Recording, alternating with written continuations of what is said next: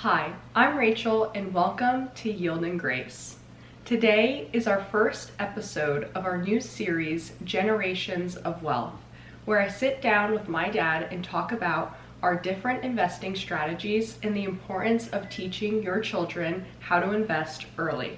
Before we begin today's video, I want to give a huge thank you and shout out to Leroy and Paulette, as well as Joe, for becoming members of my channel. Thank you guys so much. It truly means the world to me. We are working on channel member perks, like maybe an exclusive new members only video coming up really soon. So thank you so much. As always, my videos are not financial advice, and always do your own research before investing. For those of you who do not know, this is my dad, the one who taught me everything that I know about investing. We think this series is so important because my dad started talking to me about investing from a young age, and he always emphasized the importance of making your money grow rather than just recklessly spending it and nothing to show for it. So I think this is a great opportunity for parents or kids to be able to watch our videos and learn something of value and be able to have that trickle down for generations and hopefully be able to have generational wealth. That is our family's goal, and that's the goal that we want for each and every single one of you. So today we are going to walk you guys through both of our core holdings in our portfolio, as well as answer some of your guys' questions and kind of talk about how our strategies are similar yet different at the same time. So to begin, we will start with you, and you can kind of discuss your core holdings and why those are the ones that you have chosen. My largest holding is United Healthcare. And why? Because it pays a $2.21 dividend. The cover calls are incredible.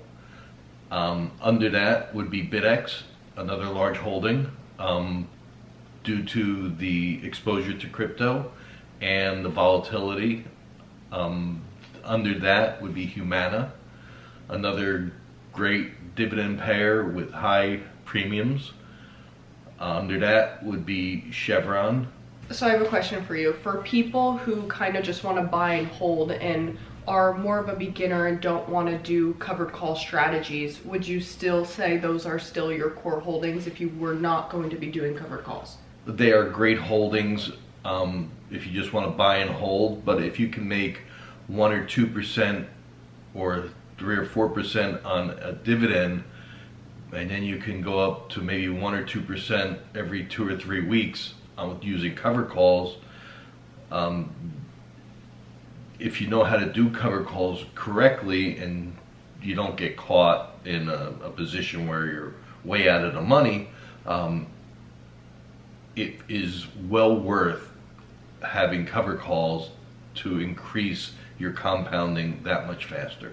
I think it's important that we share our strategies because this video can be for beginners and also investors who have been in the game for a while. So when my dad talks about covered calls, I have a covered call video on my channel where you can learn more about that. That's just another strategy of investing, but I just want it to be beginner friendly as well as absolutely more of a seasoned investor, so that you guys really fully understand what we're talking about. So if you were not going to do covered calls, you still believe in those underlyings for a long-term hold? Yes, the majority of my holdings is United Healthcare, BitX, Humana, Chevron, Target, M&T Bank, UPS, and those all are great dividend payers. They all have great cover calls. They all are ones that I'm confident will be around 10, 15, 20 years from now. And the key for me is volume and dripping the dividend to keep the compounding going on in the future. But these are quarterly dividend payers. These are quarterly dividend payers, but I do get paid every week based on the cover calls. So it is a weekly payer for me and a quarterly bonus payer for me. Okay, so when I first started investing, some of you guys may know or may not know, I started with the quarterly dividend stocks like IVR, MPW, AT&T, and I just loved the idea of getting paid simply for holding shares. So then when I found the high yield ETFs, it was like I won the lottery because I was able to make so much more money that much faster because they were monthly at that point. Now I get paid every day, but that was amazing to me that I could be getting $1 distribution for my shares. When I first had 100 shares, I made $100 that month. And I just thought, wow, if I had 1,000 shares, I could make $1,000 for the month, and so on and so forth. So it would allow me to compound so much faster and get to a goal that much quicker. Whereas those quarterly payers for me, it was gonna take 10 years to really make a difference in my life. Where now my life has completely changed due to me investing in these high yield ETFs just only a year ago. My holdings also are reflected in what I buy and how I buy.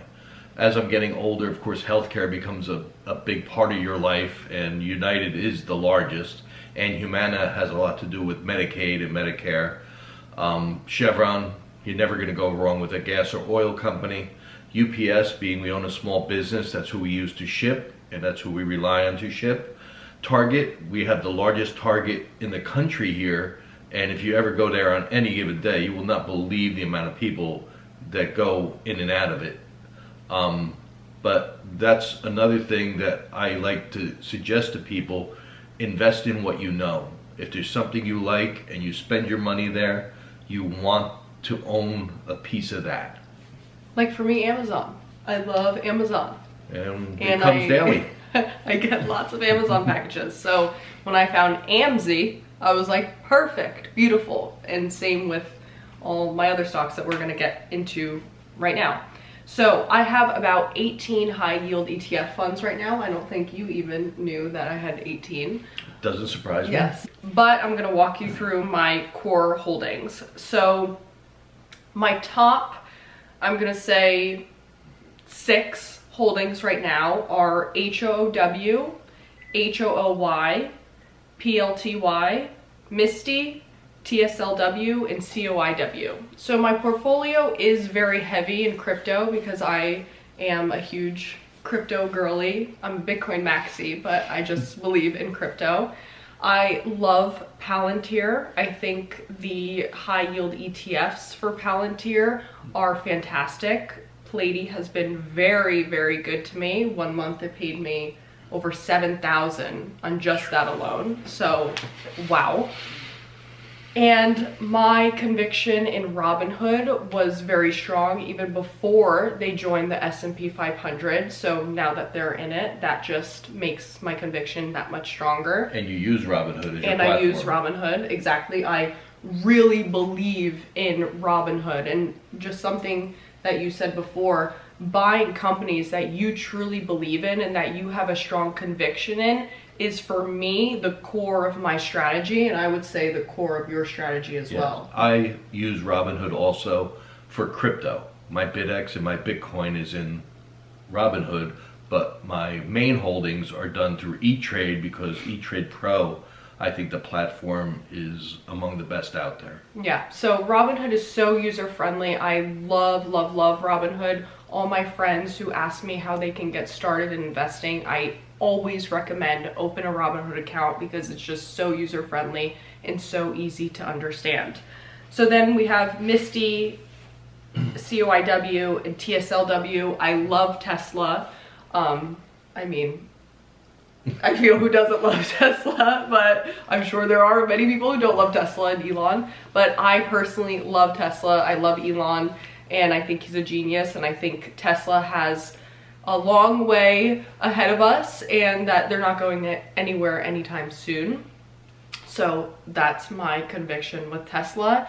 And then Coinbase and MicroStrategy. My family calls me Little Sailor, so I love Michael Saylor and MicroStrategy because I'm such a Bitcoin girl. So my core holdings, like yours, are very based on the fundamentals behind the underlying stock and my personal convictions on the underlying stocks. Can I ask a question?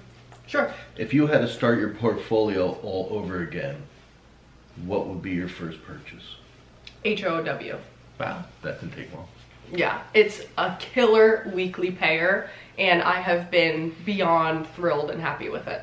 So, HOW has been really, really amazing. My core holdings are based on long-term, solid stocks that I believe will be around for a long time. Nice paying dividends. I prefer them to be at least near $1 to $2 a quarter, and to be able to do cover calls, which are at least $50 to $100 per week. That's how I base everything. Over that's great, but those are minimum standards. And to keep compounding so that my children and my children's children will look back and say, hey, my great-grandchild is getting paid from his great-grandpa 50, 60 years from now.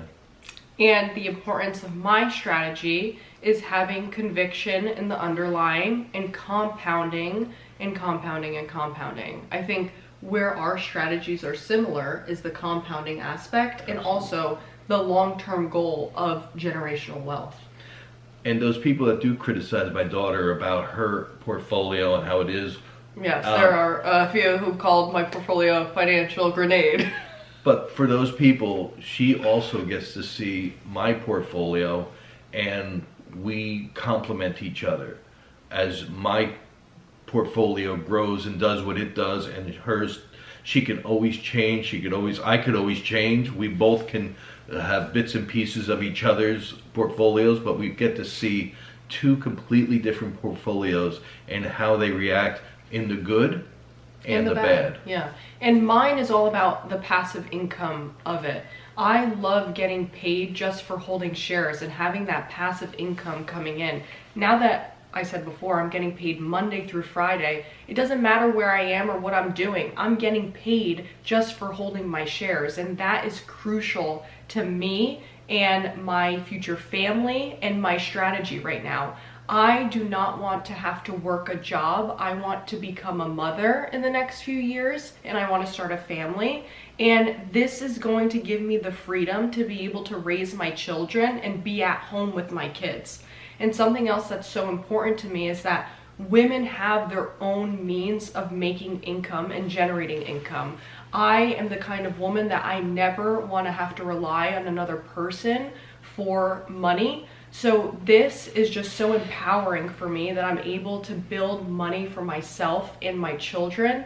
And I just think that's so important. And that is really why it's so personal to me, that I will be able to own my time and have freedom to pick and choose what I want to do throughout my day. And this is why it's so important to start talking to your children about investing young. Find something that interests them and start them on their investment journey. Yeah. Because then when your son, daughters in their teens and 20s, now you're having this conversation with them and you're sharing your wins and losses, and it becomes a family and financial benefit to both of you. Agreed. And I think that the reason why I was so interested in investing is because my dad was so open and honest with me and would have open communication with me about investing. And he would play scenarios, like he would make portfolios that were not with real money, but just kind of generated to see what it would look like in 5 or 10 years. And I'd be like, wow, that's incredible. And it made me want to start investing my money into something that grew for me.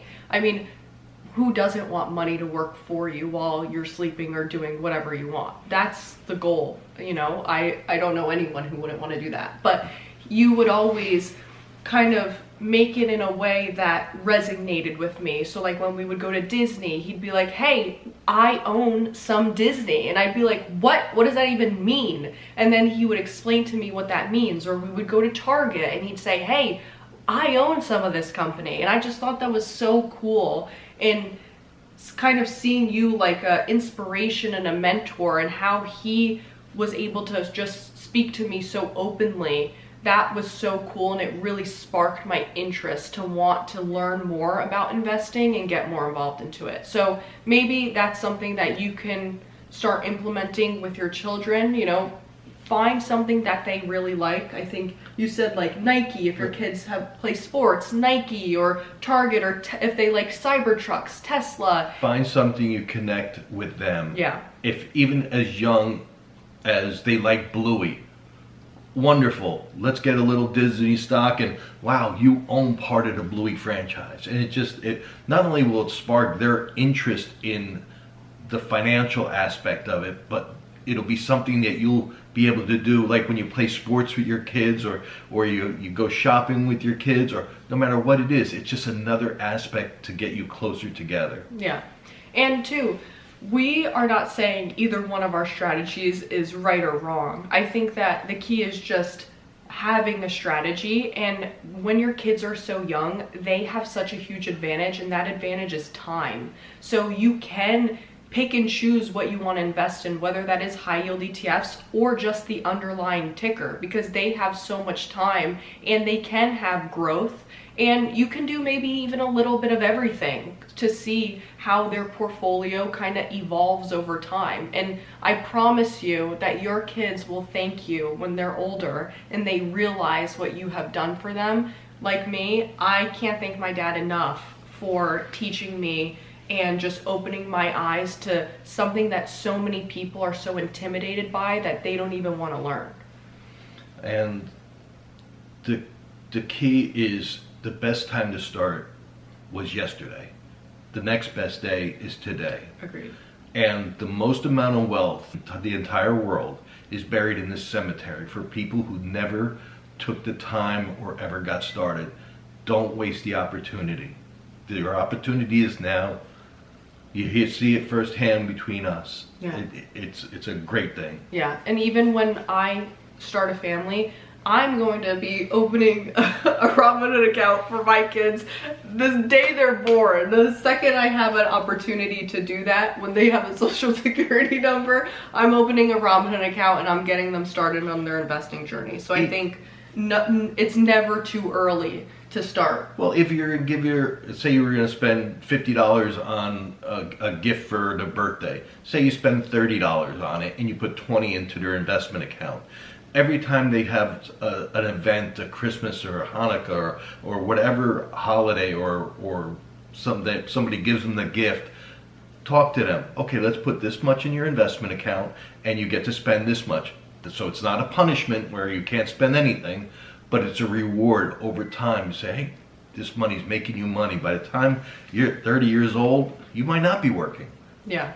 And too, like if you are investing in dividend stocks for them or high yield ETFs, when you get paid, let them know. Say, hey, you just got paid for owning this stock, and make it like an incentive kind of thing that they get excited about that. I mean, what kid and what human in general doesn't like to get paid and have money? So I think that could be another way to make them be more interested and want to learn more. Well, we would joke about it. We go to the beach and it'd be like, oh, you're missing work today. Yeah, but we're getting paid either way because the dividends don't stop working for themselves. Exactly. You have seen decades of, I don't want to age you, but wow, decades. I just took a turn. I went from feeling really good about myself to feeling like the old man in the room, but okay. You have seen decades of market cycles. Mm-hmm. So what kind of advice and what would you say to people who panic during volatility? If you panic during volatility, you should not be playing in the market. You should have somebody doing it for you, and which I don't like that part of it. I don't like anybody handling my money. I don't think their interest is what's best for me. But if you could get through the ups and downs, you will make more money on the downs than you will on the ups. When markets are collapsing and people are running for the hills, it's time to buy. That's exactly what I did with United Healthcare. Everybody was running away from it as fast as they could, and I was just getting as much money together as I could to buy as much as I could, as quick as I could. And from where I bought to where it is now is only a few months. It's incredible. Yeah, and I know that I don't have as much experience as you do, but I did experience earlier this year when the tariff situation occurred and the market did pull back, and witnessing what that was like. And of course, at first it's very scary, but something that my dad kept emphasizing to me was that generational wealth is built in red and when the market is not doing well. So on red days, that's when you are really going to be able to buy your stocks for sale pretty much, because they are going to recover. And when you're able to buy at a lower price and accumulate those shares, then when it does recover and goes even higher, you're making that much more money on those shares. So you really always emphasize to me how important it is to buy on those dips, because later on you're going to be so rewarded. And not only that, but if you love the stock at $60 or $70, you should be over the moon with it at $30 or $40. And it just depends on your mindset. People always instill fear as a bad thing, but other people's fear are your gain. Exactly. So I had you guys ask us some questions on X and YouTube, so I want to be sure that we answer some of those. The first question is from Carlin Penner, and he said, so your dad taught you what he knows about investing. Who taught him what he knows, or was it self-taught? Well, I learned some from my parents. They had a little different way of looking at investing, but a lot of it was trial and error and learning. Now you have the internet. There's no reason not to learn. It's open 24 hours a day, 7 days a week. You get to see the fund managers live. You can go live and ask them questions. Yeah. There's no reason now, and now you have a computer. You can buy it on your phone. You don't have to call a broker. It's so much easier. Use technology to your advantage. But a lot of it was you were self-taught. Yeah. Well, I use a thing, dividend tracker, and I have 20 portfolios that I would do over the last 4 or 5 years that I would continuously make one and see how it performs. Then as my philosophy changed a little bit, I do another one. And I can still go back and see how all those other ones are performing, and I could tweak what I'm doing now as I see, because it doesn't go away. They keep combining and compounding, and so it's good that you have that history behind it too. And my dad is always doing research, always watching YouTube videos. Retire on Dividends was one that he came across, and my whole family fell in love with him. But you're always looking into YouTube videos and trying to figure out how you can continuously tweak your strategy and then relay messages to me and my mom and the rest of my family. I have 3 brothers, on how we can better our investing styles and strategies. If you drive to work, you have a classroom there. You could put on a retirement on dividend video, or another one if it looks like something you're interested, or when you get home, if you just want to, or at the gym. Anything, yeah. Anywhere you go, it goes with you. Great question, by the way. This next question is from Bitcoin Donkey 94. Love your name. Question: how young is too young to start teaching investing? I have a 6-year-old but want to set him up for financial freedom instead of a sunk cost into a college degree. Well, first of all, great. We both didn't go to college, so we can totally relate and understand. I left my house very young. I started working, and I didn't see a need to go to college. I wasn't going to be a doctor or a lawyer. I always liked working for myself. I like, if I'm going to dedicate all my time and energy, I want to be the benefit of it. I don't want to benefit other people. So how young do you think is too young? There is none. I mean, yeah, if they can speak and they can understand and they can explain to you what they like and don't like, there's a connection there at some point.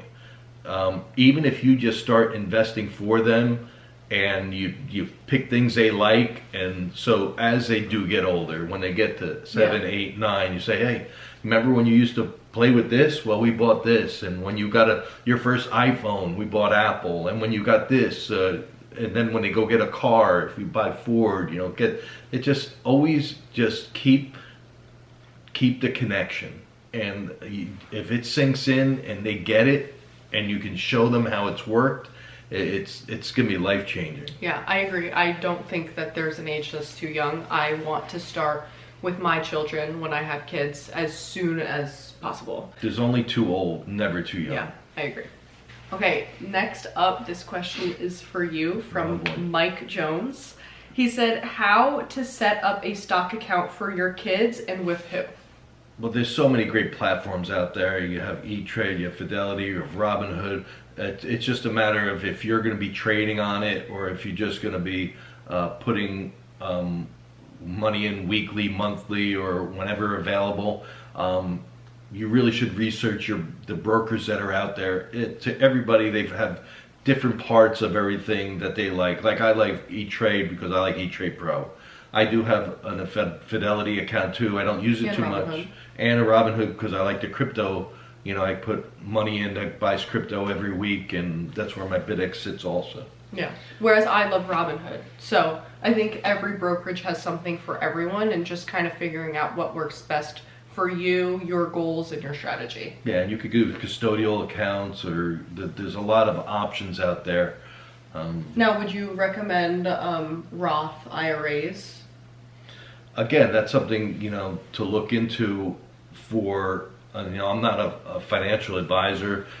For me, if I started a lot younger with the kids and had the availability of computers and more knowledge, I probably would have had them set up in maybe a tax deferred type accounts. But again, that's the things you have to look into and talk to a professional that really can set that up better. Okay, next, this question is from Miami's Futures Trader. He said, how has investing together strengthened your relationship as father and daughter? And what advice would you give to other parent-child duos who want to start investing together? It's a great question. Do you want to go or you want me to? Okay, I'll start first. My dad and I have always been very close. Since the day I was born, I was always a daddy's girl. He was my soccer coach. He drove me to school every day.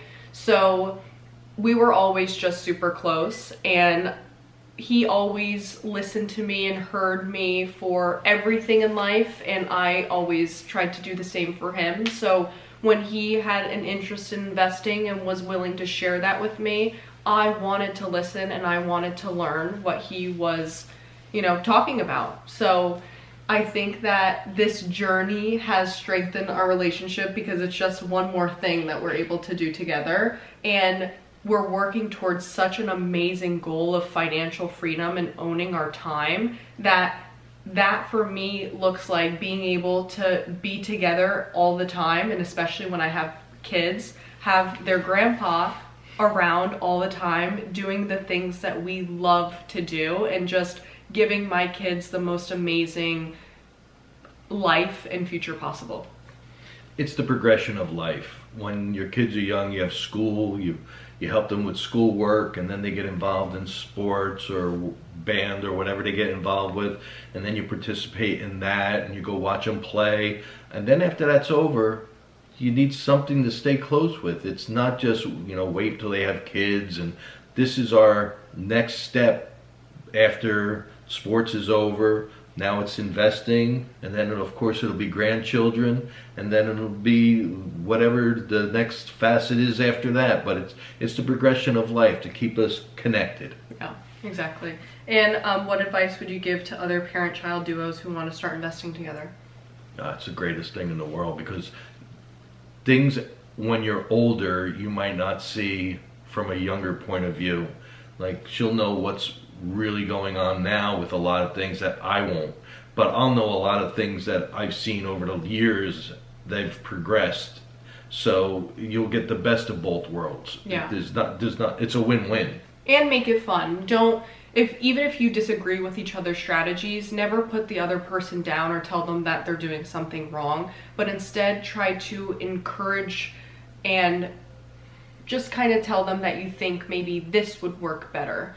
I think that that's something that we do well with each other, even if we both bounce don't things off each agree. other. We will bounce things off of each other and say things in a very nice and encouraging manner rather than putting the other person down and having them shut down. Because communication across the board in life is key. So communication with this, especially when money's involved, is super important. So staying fun, happy, and encouraging each other, to me, I think is the most important part. Positivity goes a lot farther than negativity. I agree. Next question is from Remote Yard Sale. He said, any advice for eBay sellers that wait until age 57 to start investing? No. If you start investing, whatever time you start investing, that's great. As long as you start. If you never start, that's just the saddest thing of all, because you've missed out. But you start at 20, 30, 40, 50, 60, even 70. I mean, if life expectancies are getting longer and the benefits are incredible. Yeah, it's never too late. And I think that's something super important to really stick to. Starting early is great because you have time on your hands, but start. That's the key. Just start and stay consistent. That, I think, is the really secret recipe to investing.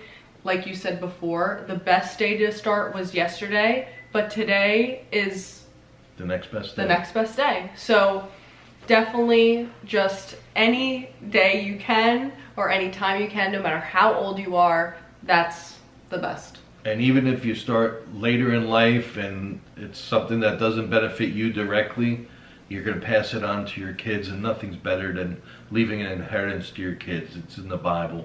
Leaving that inheritance is incredible. Yes. The next question is from Trouble8385, and he said, how have you influenced your dad's investing, and how does your dad give you investing advice while letting you make your own decisions on it? Lead by example. That's all. You do what you think is right, and you show them. You want them to be free to make their decisions. You never know. Their decisions could turn out to be better than yours. It's just be open about it. Talk about it. I all the time I say, oh, you might want to think about doing this, and sometimes she does, sometimes she doesn't. And if I was gonna be like a true degenerate, I know some people say I'm a degenerate, I don't think I am, but if I was going to be a true degenerate and throw money at something that was stupid, you would definitely say, Rachel, of course, I think you're being a little silly. But anytime I see something that I think is a good deal or a good investment, I always tell her, hey Rach, you might want to look at this. I might text her in our stock chats. We have a family stock chat that I send out messages all the time. You might want to look at this, and it's to keep connected. And have I influenced your investing at all? Absolutely, because as my daughter gets older, I am more secure in my investing and trying to compound it more, so that as she does have a family and that family grows, I get to participate and take more time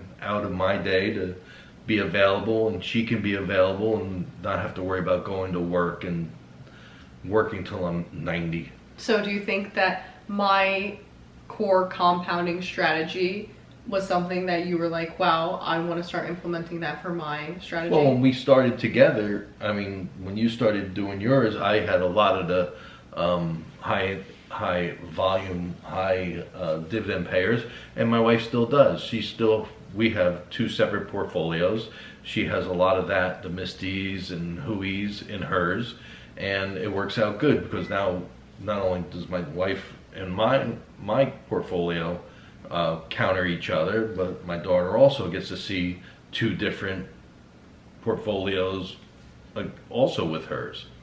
So we have one that's all high yield. You have mine that's more long-term cover calls, and you have my wife that's a combination of the two. The next question is from Regulus V, and he said, how to grow a small account under 20K with minimal external contributions to balance yield with capital preservation. The goal here would be to achieve 100K in a relatively short time. Could you suggest a good strategy? I think that for me, rather than the number, I think the key would be focusing on companies that you have the biggest beliefs and convictions in. So I think that I always had a goal, but what was more important to me was not just throwing my money at anything to get rich as quickly as possible. I really wanted my money to be in things that I truly believed in. I would, if it was me, I would pick a high yield ETF. I would also do something like a TSLL and do cover calls on it. And I'd probably do an index fund like a Round Hill RDTE, spread it out on those three, so you're not overly exposed to any one thing, and just let it grow, let it compound, because it will. Yeah, I think that compounding is the biggest thing to both of our strategies, and even if you're not going to contribute consistently, that compounding will just do it for you, and over time it's just going to keep snowballing into something bigger and bigger and bigger. So that's truly the beauty of compounding. It's kind of like working out. When you start working out, everybody January 1st is getting the gym membership and going, and a week later 90% of them drop out because they want instant results. Yeah. Nobody wants to put in the time, but those people that do spend the time 2 or 3 years down the road, they look great, they feel great. That's investing. Yes, and that's why patience is a virtue. Investing is a patience game. It's not a get-rich-quick scheme. And if you could wait long enough and you can keep contributing, and you go out to dinner, instead of spending $20 on one of those cocktails, you just get an iced tea, and that money you put into something, okay, you might sacrifice a little here and there, but what it turns into is just amazing. Yeah. The next question, this is a really long name, so it just looks like letters and numbers jumbled up together. They said, which one is Yield and which one is Grace? She's Yield and Grace. So what are you? I'm Dad. YG dad. Okay. Okay. Okay. That was a funny one. I just wanted to add that one in there. Okay. Next, from JS78962. What is your opinion on relatively lower yielding funds with share price appreciation potential like EGGQ, QDPL, QSIX, and FIVY? I think they're great. I think it's absolutely something that you should think about having in your portfolio. Everything doesn't have to be one way or the other. It's definitely good if you have something that can appreciate over time and still pay a decent amount. There's no reason that's not a great thing to add. I always talk about CRF, the closed-end fund, because it's 17% dividend, but if you have E-Trade and you drip at the NAV, it drips at a 20% premium. I mean, yep, you're not going to get rich. The price is not going to go to $100, but you're going to make steady money. Those type of funds, they're going to be steady income growers. They'll be steady compounders, and if the price appreciation is there, there's no reason not to have a certain amount allocated to that. And I think with this question, something important for me to note is that even though I'm all in on high yield ETFs right now, that is not my forever strategy. I do not have a contract. I'm not binded to this strategy for the rest of my life. Eventually, like you, when I have more capital, I'm gonna want to put my money into safer things with maybe more appreciation over time. But right now, I'm focused on the passive income side of things, so I want to make as much money as possible right now and have it be like an income check. Whereas in the future, after I hit my 1 million in distributions per year, I will want to start putting my money into safer things like what you have, or these funds that are lower but consistent and do have a potential appreciation aspect to them. This next question is from Helena's 1117. He said, I am just getting into investing and in my early 40s. I'm behind. I have a good amount of money in savings and I'm looking to invest in weekly ETFs to get to a point where I can have additional income to help pay for things. Should I take out a good chunk to get started, like 10K, about 25% to start investing in ETFs I'm researching, or start off slower? And number 2, I have a custodial Roth IRA for my kids. Should I open up custodial brokerage accounts for them to eventually fund the IRAs, and what should I be investing in? Well, I think that we kind of covered a little bit of that earlier in the video on investing in, like, what to invest in for your kids. You also kind of touched on the IRA stuff. Yeah, that's something you really gotta consult a professional and how they're gonna be taxed on it and how it's going to be set up for their future and when they have access to it. Yeah. As far as the investing part of it, I don't think you're behind. I think it's great that you have the mindset to get started. Agreed. I would definitely do some research on what your risk tolerance is, whether it's a weekly ETFs are great, whether it's a index fund or if it's a high yield single stock. But that's something you got to look into, and again, you don't have to jump into it. Pick something, make a portfolio on one of these trackers, and see how they play out. Yeah, start slow. I mean, you don't have to. The investing part of it is the learning part of it also. You don't have to throw your money into it.